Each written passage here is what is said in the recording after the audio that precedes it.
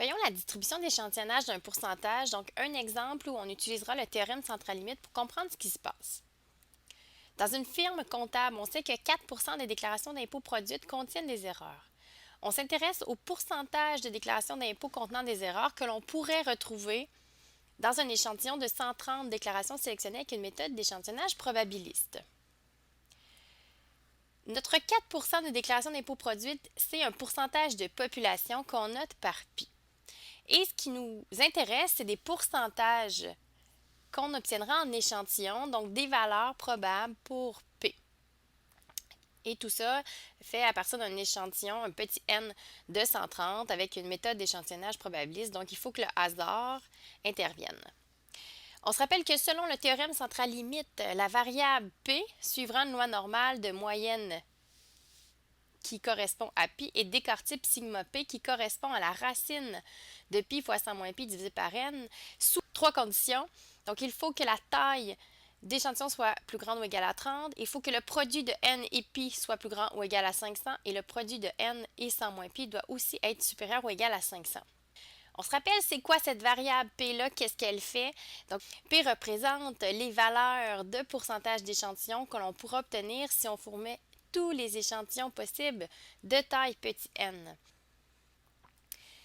On va vérifier dans notre contexte si les trois conditions sont respectées. Donc, on a une taille d'échantillon de 130, c'est bien supérieur à 30. Si on fait 130 fois 4 130 fois 4 donne 520, ce qui fonctionne aussi. Et 130 fois 96, 96 venant du calcul de 100 moins 4, nous obtenons 12 480, ce qui fonctionne aussi. Les trois conditions étant réunies, on affirme maintenant que P va suivre une loi normale, dont la moyenne de cette loi-là, donc le centre de la courbe normale, sera de 4 et dont l'écart type, la dispersion des valeurs de pourcentage d'échantillon, se calcule en faisant la racine de 4 fois 96 divisé par 130 et on obtient un écart type sigma p de 1,72 %. Maintenant qu'on sait que la variable P suit une loi normale et on connaît ses paramètres, on peut essayer de prédire des valeurs possibles pour des pourcentages d'échantillons. Donc, des pourcentages de déclaration d'impôt dans notre échantillon qui contiendraient des erreurs. On se fait une esquisse de loi normale pour vraiment comprendre ce qui se passe. Donc, je me permets de faire une esquisse parce qu'on a vérifié avec le théorème central-limite que notre variable P suivait une loi normale. Et on connaît les caractéristiques de la loi normale. On sait que entre les codes de moins 3 et 3, c'est presque toutes les valeurs possibles que je peux obtenir. Donc, en réalité, c'est 99,7 % de toutes mes valeurs possibles. Donc, entre moins 3 et 3 codes Z, j'obtiendrai presque tous les pourcentages d'échantillons possibles.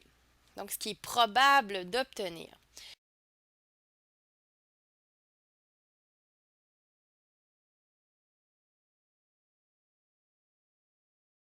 Donc, 3 fois l'écart type, c'est 3 fois l'écart type sigma p. Donc, 3 fois 1,72, ça représente un écart de 5,16 %. Donc, 5,16 % à gauche et à droite de notre centre de la courbe normale. Ce qui nous fait obtenir, à gauche, moins 1,16 %, ce qui fera que on mettra un pourcentage nul, puisque dans notre contexte, on ne peut pas trouver un pourcentage négatif de déclaration contenant des erreurs dans notre échantillon. Et le plus grand qu'on pourrait obtenir, ce serait 9,16 %.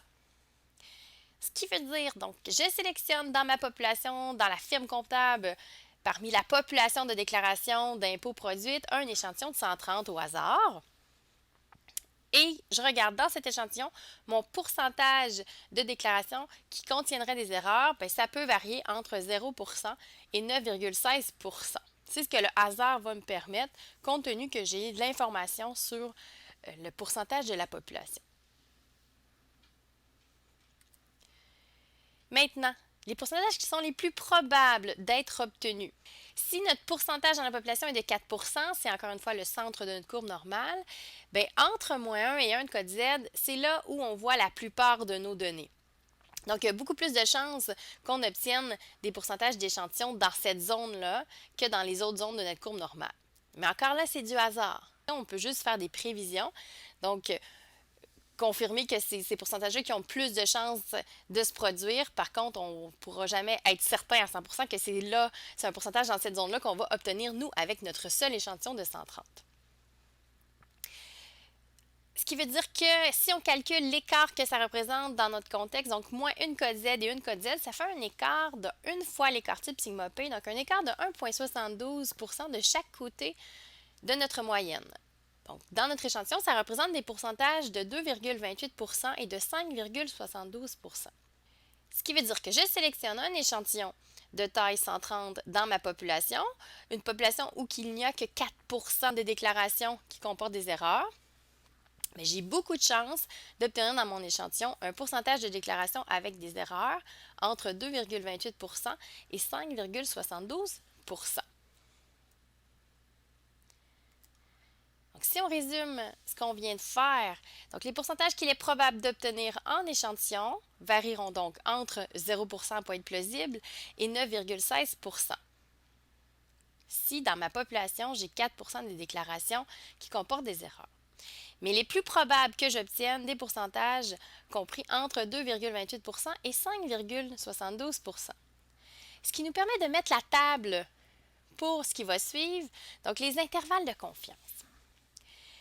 Donc, quand on voudra estimer à partir d'un pourcentage P obtenu d'un échantillon probabiliste, un pourcentage Pi dans la population, on sait maintenant qu'il y a de fortes chances qu'on trouve Pi pas trop loin de P. Ce qui permettra de construire un intervalle qu'on appellera de confiance autour de P dans lequel on espérera trouver Pi.